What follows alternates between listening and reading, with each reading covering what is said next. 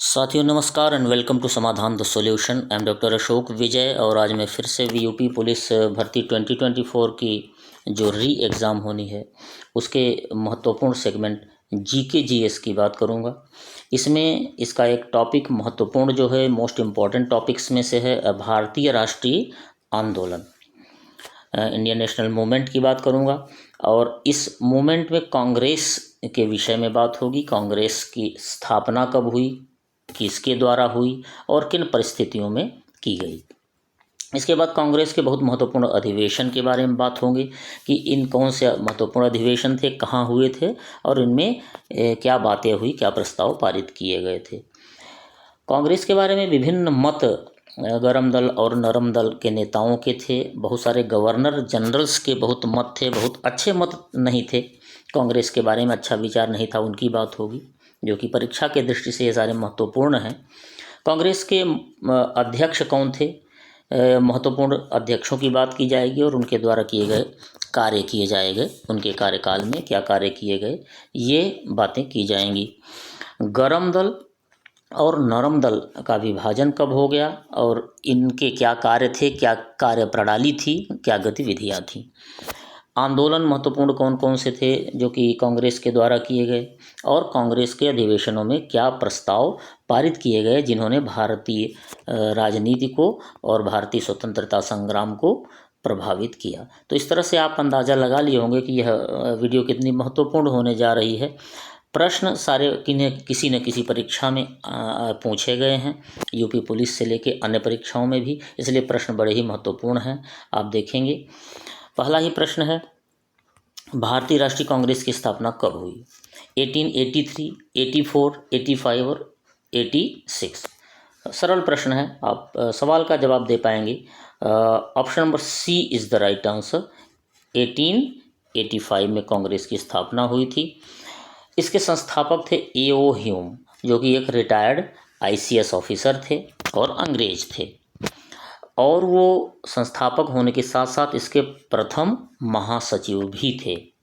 प्रथम अध्यक्ष की बात की जाए तो व्योमेश चंद्र बनर्जी यानी WC बनर्जी थे।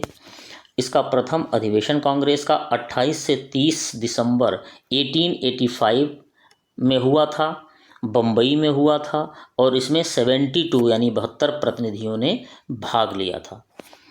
दरअसल यह पुणे में होना था पहला अधिवेशन कांग्रेस का, लेकिन वहाँ हैजा फैल गया, इसकी वजह से स्थान बदल के बम्बई में गोकुलदास तेजपाल संस्कृत विद्यालय में करना पड़ा था।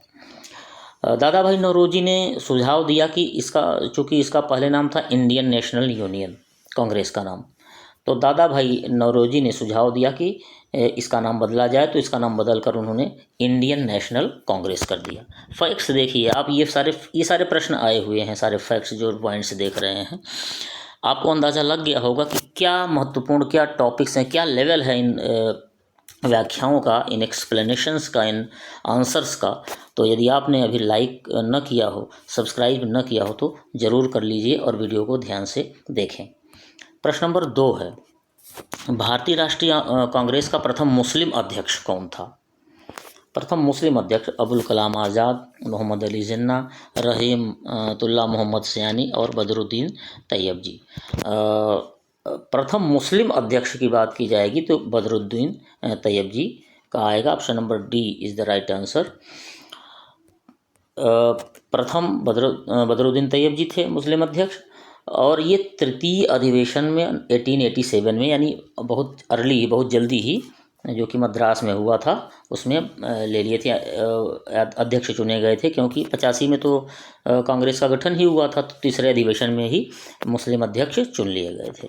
द्वितीय अध्यक्ष दादा भाई नौरोजी थे जिन्होंने कांग्रेस का नाम परिवर्तन का सुझाव दिया था। 1886 कलकत्ता में हुआ था। दादा भाई नौरोजी जिन्हें grand old man of India कहा जाता है। द्वितीय मुस्लिम अध्यक्ष की यदि बात की जाएगी तो रहीमतुल्लाह मोहम्मद सयानी होंगे, और प्रथम निर्वाचित यूरोपीय अध्यक्ष की बात की जाए तो जॉर्ज यूले होंगे। 1888 में चौथे अधिवेशन में इलाहाबाद में इनको चुना गया था। नेक्स्ट, प्रश्न नंबर 3 है, भारतीय राष्ट्रीय कांग्रेस की प्रथम महिला अध्यक्ष कौन थी? प्रथम महिला अध्यक्ष एनी बेसेंट, सरोजिनी नायडू, अरुणा आसफ अली और कस्तूरबा गांधी। ये सभी महत्वपूर्ण थे कांग्रेस के लिए, लेकिन option number A Annie Besant is the right answer. प्रथम महिला अध्यक्ष कांग्रेस की थी। यह कलकत्ता के 1917 में जो अधिवेशन हुआ था उसमें इनको अध्यक्ष चुना गया था। प्रथम भारतीय महिला अध्यक्ष किया जाए, प्रथम अध्यक्ष तो वो थी और भारतीय महिला, चूँकि ये भारतीय नहीं थी, आयरिश थी, तो प्रथम भारतीय महिला अध्यक्ष थी सरोजिनी नायडू। 1925 में कानपुर के अधिवेशन में, 40वां अधिवेशन था, उसमें चुनी गई थी। उत्तर प्रदेश की यह प्रथम राज्यपाल भी रही थी 1947 टू 1949 तक। थियोसॉफिकल सोसाइटी की अध्यक्ष, थियोसॉफिकल सोसाइटी की अध्यक्ष रहीं 1907 टू 1933 तक, और होम रूल लीग का इन्होंने गठन किया था 1916 में, और 1916 में ही तिलक ने भी गठन किया था, लेकिन दोनों ने अलग अलग गठन किया था। नेक्स्ट है क्वेश्चन नंबर 4, महात्मा गांधी ने कांग्रेस के किस अधिवेशन की अध्यक्षता की थी? ये महत्वपूर्ण प्रश्न है। कलकत्ता, बम्बई, बेलगांव, वाराणसी। महात्मा गांधी के अधिवेशन, बेलगांव अधिवेशन जुड़ा है महात्मा गांधी से। ऑप्शन नंबर सी था बेलगांव। केवल एक बार वही बेलगांव में अध्यक्ष रहे 1924 में। मोतीलाल नेहरू की बात की जाए तो 1919 में अमृतसर में रहे, उसी साल जलियांवाला बाग कांड हुआ था। जवाहरलाल नेहरू 1929 में लाहौर में रहे थे। मोतीलाल नेहरू 19 में और जवाहरलाल नेहरू 29 में, उनके बेटे जवाहरलाल नेहरू उनके ठीक 10 साल बाद हुए थे, लेकिन ये 3 बार हुए थे। उसके बाद भी अप्रैल 1936 में ही लखनऊ में, और 1936 में ही एक बार, और दिसंबर में फैज़पुर में हुए थे। तो तीन बार जवाहरलाल नेहरू रहे अध्यक्ष। सरदार पटेल की बात की जाए तो कराची के अधिवेशन में 1931 में रहे। नेक्स्ट, भारतीय राष्ट्रीय कांग्रेस का सबसे कम उम्र का अध्यक्ष बनने वाला व्यक्ति कौन था? अबुल कलाम आज़ाद, जवाहरलाल नेहरू, सुभाष चंद्र बोस, इंदिरा गांधी। इंदिरा गांधी और जवाहरलाल नेहरू की का नाम आपके जहन में आता होगा, लेकिन Abul Kalam Azad is the right answer, option number A. 35 वर्ष की उम्र में ये 1923 में बन गए थे दिल्ली में अध्यक्ष, दिल्ली के अधिवेशन में। आज़ादी के पूर्व सबसे लंबे समय तक अध्यक्ष रहने का जो है रिकॉर्ड इनके नाम है। 1940 से 46 तक, यानी स्वतंत्रता से ठीक 1 साल पहले तक लगातार 6 वर्ष तक रहे। और आज़ादी के बाद देखा जाए तो सोनिया गांधी तो बहुत लंबे समय तक रहीं, 1998 से 17 तक, फिर सेकेंड रिजीम में 2019 से आगे तक 22 तक। नेक्स्ट है, किसने कहा था? देखिए कथनों पर बड़ा ध्यान दीजिएगा, बहुत प्रश्न आते हैं। किसने कहा था कांग्रेस पतन के लिए लड़खड़ा रही है?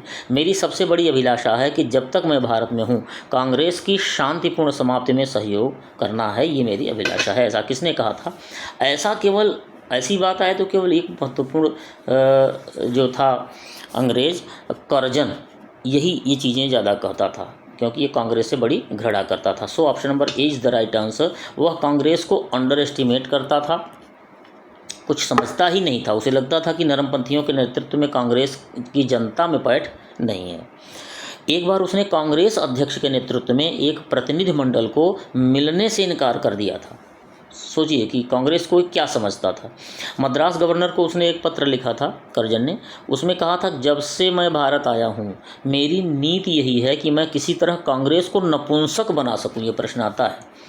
तो इस तरह से उसके घृणित विचार थे कांग्रेस के बारे में, लॉर्ड कर्जन के। नेक्स्ट, कांग्रेस के किस अधिवेशन में बाल गंगाधर तिलक ने नारा दिया, स्वराज मेरा जन्मसिद्ध अधिकार है और मैं इसे लेकर रहूँगा? बहुत सारी परीक्षाओं में आया है प्रश्न। बनारस अधिवेशन 1905, लखनऊ अधिवेशन 1916, कोलकाता जिसको कलकत्ता उस समय कहा जाता था, कलकत्ता अधिवेशन 1917, और बांकीपुर अधिवेशन 1912। तिलक की बात की तो तिलक के लिए 1916 लखनऊ का अधिवेशन बहुत ही महत्वपूर्ण है। So option B is the right answer. Lucknow अधिवेशन 1916 इसलिए महत्वपूर्ण है कि कांग्रेस में उग्रपंथियों की वापसी 9 साल बाद हुई थी, जो उसके पहले निकाल दिए गए थे। अध्यक्ष इसके अंबिकाचरण मजूमदार थे। लखनऊ समझौता या लखनऊ पैक्ट भी कहते हैं इसको, क्योंकि यह कांग्रेस और मुस्लिम लीग के बीच लखनऊ का समझौता हुआ था तिलक और एनी बेसेंट के प्रयास से। उग्रपंथियों की 9 साल बाद वापसी हुई थी कांग्रेस में। तिलक का अंतिम अधिवेशन अमृतसर 1919 में हुआ। उसमें यह तिलक ने जो भाग लिया वह उनका अंतिम अधिवेशन था। उन्होंने इसमें मॉन्टेग्यू चेम्सफोर्ड जो सुधार थे उनके तहत होने वाले चुनाव में महात्मा गांधी ने भाग न लेने की नीति अपनाई और इसका उन्होंने विरोध किया। उन्होंने कहा कि ऐसा महात्मा गांधी को नहीं करना चाहिए था, यानी भाग लेना चाहिए था उत्तरदायी सहयोग नीति के रूप में। और 1 अप्रैल 1920 को उनका देहांत हो गया। बाल लाल पाल इनका जो त्रिगुट था उग्रपंथियों में, इनमें सबसे महत्वपूर्ण नेता जो थे वो लखनऊ कौन थे? तिलक थे। लखनऊ अधिवेशन में भर भर के ट्रेन से अपने अपने लोगों को ले आए थे तिलक, यानी उग्रपंथियों का समूह और उधर नरमपंथियों का समूह, दोनों। अब एक तरह से शक्ति परीक्षण था, इसलिए बड़ा महत्वपूर्ण था ये अधिवेशन। नेक्स्ट, 1938 में कांग्रेस के हरिपुरा अधिवेशन की अध्यक्षता की थी। जैसे देखिए अधिवेशनों से किसी न किसी व्यक्ति का नाम जुड़ा है। जैसे तिलक का नाम 1916 के अधिवेशन में, ऐसे ही हरिपुरा अधिवेशन की बात की जाए बेलगांव से किसका? महात्मा गांधी का। वैसे हरपुरा में यदि बात की जाए तो आपको सीधे सुभाष चंद्र बोस दिखाई देने चाहिए। तो हरपुरा गुजरात में है, 91वां अधिवेशन था, उसमें इनको अध्यक्ष बनाया गया सुभाष चंद्र बोस को। अध्यक्षीय संबोधन में उन्होंने एक बात कही थी कि हिंदी भाषा के लिए रोमन लिपि लागू की जानी चाहिए। राष्ट्रीय नियोजन समिति का गठन यही हुआ इसी अधिवेशन में और जवाहरलाल नेहरू को अध्यक्ष बनाया गया। राजेंद्र प्रसाद की बात की जाए तो 1934 में अध्यक्ष थे और जेबी कृपलानी 1946 में मेरठ में थे, जो कि स्वतंत्रता प्राप्ति तक रहे अध्यक्ष। नेक्स्ट, 9वां प्रश्न है, जनगण मन कांग्रेस के किस अधिवेशन में सर्वप्रथम गाया गया था? ये प्रश्न खूब आता है। 1905, 11, 1946 और 1950। जनगण मन कांग्रेस के 1911 के अधिवेशन में गाया गया और यह कलकत्ता में अधिवेशन हुआ था। राष्ट्रगान के रूप में इसे 24 जनवरी 1950 को, यानी गणतंत्र से 2 दिन पहले अपनाया गया था और इसका हिंदी संस्करण अपनाया गया क्योंकि मूल रूप से यह बंगला में लिखा गया था और रविंद्रनाथ टैगोर के द्वारा लिखा गया था। बांकीपुर बिहार का अधिवेशन की यदि बात की जाए, जो कि इसके ठीक कलकत्ता वाले अधिवेशन के ठीक अगले साल हुआ 1912 में। इस अधिवेशन का महत्व इसलिए है कि A.O. ह्यूम को कांग्रेस का पिता कहा गया था। ये प्रश्न आता है, इसलिए याद रखें। नेक्स्ट, प्रश्न नंबर 10 है, स्वतंत्रता प्राप्ति के बाद किसने सुझाव दिया कि कांग्रेस को समाप्त कर देना चाहिए? महात्मा गांधी, भीमराव अम्बेडकर, जेबी कृपलानी, जयप्रकाश नारायण। आपको आश्चर्य तो होगा, लेकिन यह महात्मा गांधी ने कहा था, बापू ने कहा था कि स्वतंत्रता प्राप्ति के बाद इसे कांग्रेस को समाप्त कर देना चाहिए। महात्मा गांधी ने भारतीय हरिजन सेवक संघ की स्थापना 1932 में की, क्योंकि कुछ दिनों तक वह बाद में राजनीति से अलग होकर सामाजिक कार्य करने लगे थे। लाला लाजपत राय ने कांग्रेस के बारे में कहा था कि कांग्रेस आंदोलन न तो लोगों द्वारा प्रेरित था, न ही उनके द्वारा सोचा या समयबद्ध किया गया था। ये कथन याद रखें, लाला लाजपत राय द्वारा कहा गया था। नेक्स्ट, आधी यात्रा हमने तय कर ली है, 10 प्रश्न हो गए हैं 20 प्रश्नों में से, लेकिन यह 20 प्रश्न लगभग 100 से 150 प्रश्नों के बराबर होंगे, क्योंकि आप इनकी व्याख्याएं देख रहे हैं। लाइक शेयर जरूर कर दीजिए, न किए हो तो। प्रश्न नंबर 11 है, किसे भारतीय राष्ट्रीय कांग्रेस का अध्यक्ष कभी नहीं चुना गया? लाला Lajpat Rai, Bal Gangadhar Tilak, Annie Besant, Motilal Nehru. Surprising है, लेकिन जवाहरलाल नेहरू, बाल गंगाधर तिलक को कभी नहीं चुना गया। इतने बड़े नेता होने के बावजूद महाराष्ट्र के चित्तपावन ब्राह्मण थे ये। केसरी और मराठा पत्रों का संपादन इन्होंने किया था, ये आता है प्रश्न में। लाला लाजपत राय, जिन्हें शेरे पंजाब कहा जाता था, 1920 में कलकत्ता अधिवेशन का अध्यक्ष चुना गया था और इन्होंने अनहैप्पी इंडिया नामक पुस्तक भी लिखी थी। बाल लाल पाल का जो त्रिगुट था, इसमें केवल लाला जी ही, यानी लाला लाजपत राय ही अध्यक्ष कांग्रेस के बन पाए थे और बाल गंगाधर तिलक और बिपिन चंद्र पाल नहीं बने थे। ये भी प्रश्न आ गया है। मोतीलाल नेहरू 1919 में और थे और 1928 में थे। स्वराज पार्टी का गठन 1923 में बीच में इन्होंने कर लिया था कांग्रेस से हट के। नेक्स्ट, कांग्रेस की स्थापना के समय भारत का वायसराय कौन था? Dufferin, Curzon, Minto, Wellesley. Lord Dufferin था, so option number A is the right answer. इसका कार्यकाल 1884 से 88 तक था, तो 85 में कांग्रेस बनी, तो स्वाभाविक है कि यही लॉर्ड डफरिन ही उस समय वायसराय था। कांग्रेस की स्थापना जो थी वो डफरिन के कार्यकाल की एक महत्वपूर्ण घटना थी। उसने कांग्रेस का यह कहकर मजाक उड़ाया था कि यह सूक्ष्मदर्शी अल्पसंख्यकों की संस्था है। याद रखिए, डफरिन ने कहा था। लॉर्ड वेलिंगटन कांग्रेस के मुंबई अधिवेशन 1915 में भाग लिया था। यह पहला भाग लेने वाला जो गवर्नर था। याद रखें, ये मुंबई का गवर्नर था, भारत का गवर्नर जनरल उस समय नहीं था, बाद में बना था। नेक्स्ट, कौन कांग्रेस से कभी संबद्ध नहीं रहे? खान अब्दुल गफ्फार खान, फिरोज शाह मेहता, सर सैयद अहमद और हकीम अजमल खान।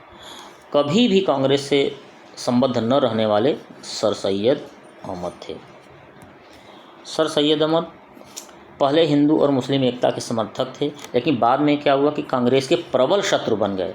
अंग्रेज़ों ने उन्हें कांग्रेस के विरुद्ध खड़ा कर दिया था, जो कि उनकी पहले से चाल हमेशा से रही है कि दो लोगों में से किसी एक को अपनी ओर मिलाते थे और उनके विरुद्ध एक को दूसरे के विरुद्ध खड़ा कर देते थे।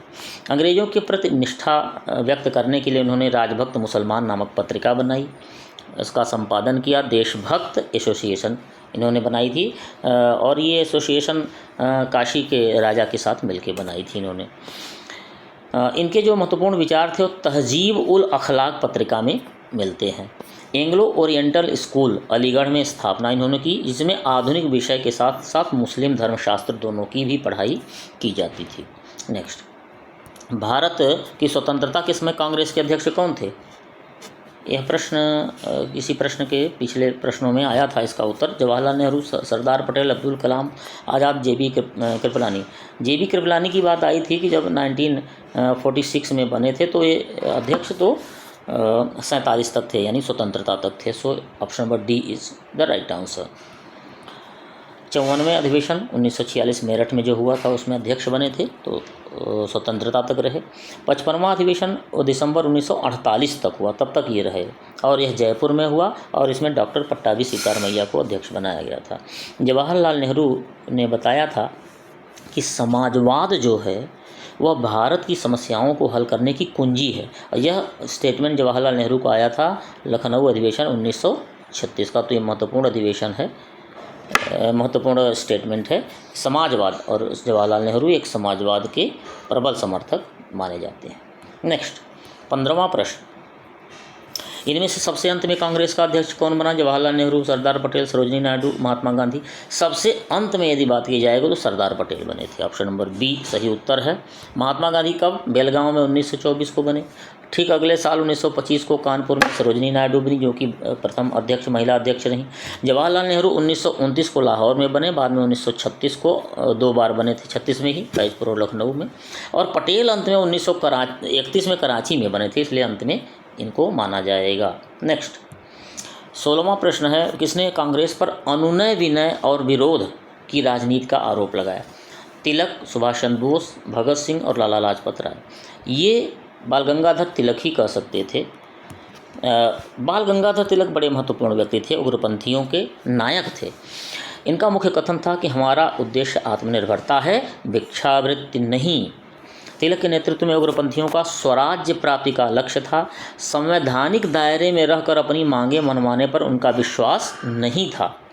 चिट्ठी लिखना, मांगे मनवाना, ये सब नहीं। विपिन चंद्र पाल, इन्होंने कहा था कांग्रेस एक भीख मांगने वाली संस्था, सीधे कह दिया था बेगिंग इंस्टीट्यूट है। वैलेंटाइन शिरोल ने तिलक को भारतीय अशांति का जनक कहा था। ये प्रश्न आता है, याद रखें।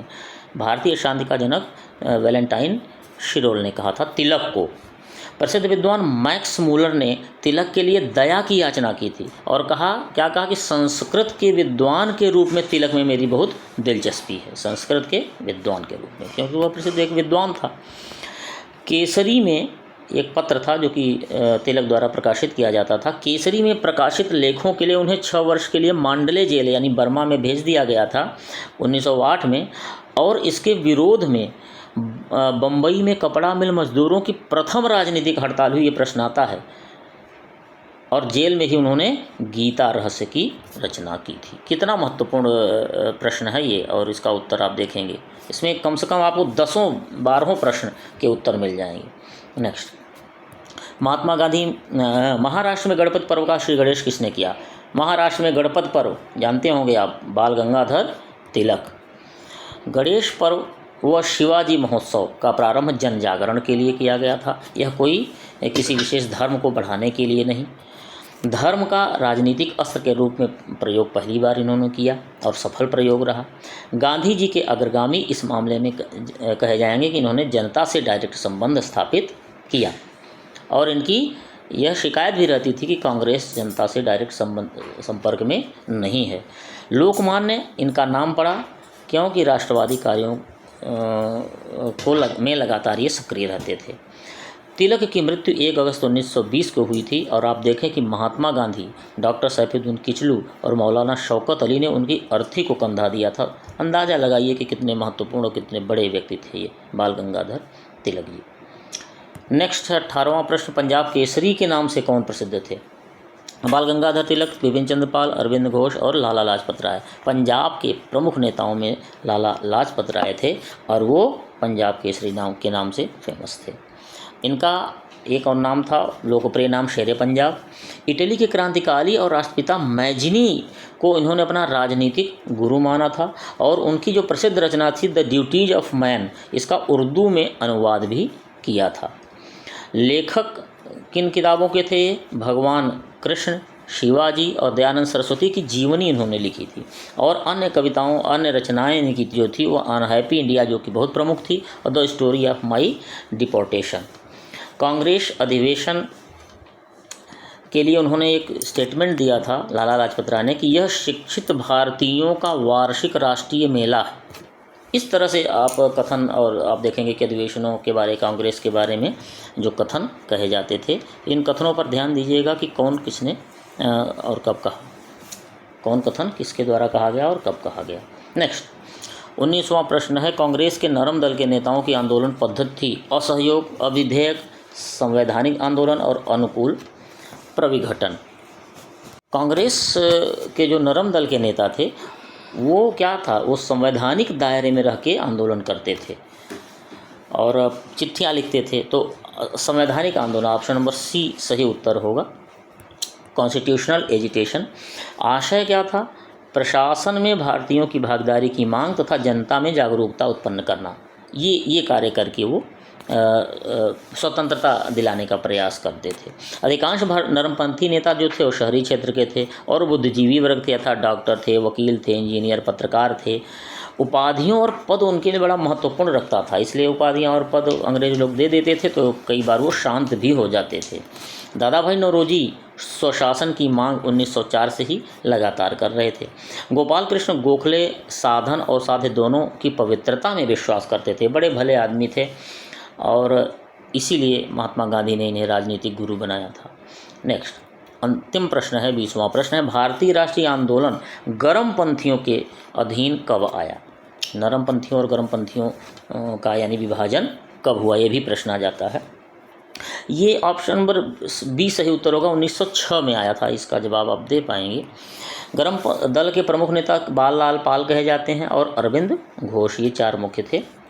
अरविंद घोष की बात की जाए तो कांग्रेस, इनका जो कथन है, कांग्रेस श्रमिक वर्ग से दूर है और अराष्ट्रवादी है, यहाँ अ होगा, अराष्ट्रवादी है और पूर्णतया असफल रही है।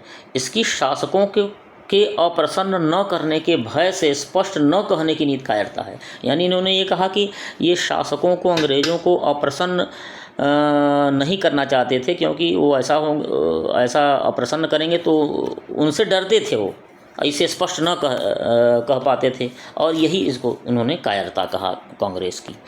कांग्रेस क्षय रोग से मरने वाली है, एक और स्टेटमेंट इनका है। स्वदेशी आंदोलन के बाद कांग्रेस का नरम दल और गर्म दल में विभाजन हो गया, ये प्रश्न आता है। स्वदेशी आंदोलन के बाद हुआ था ये 1906 में।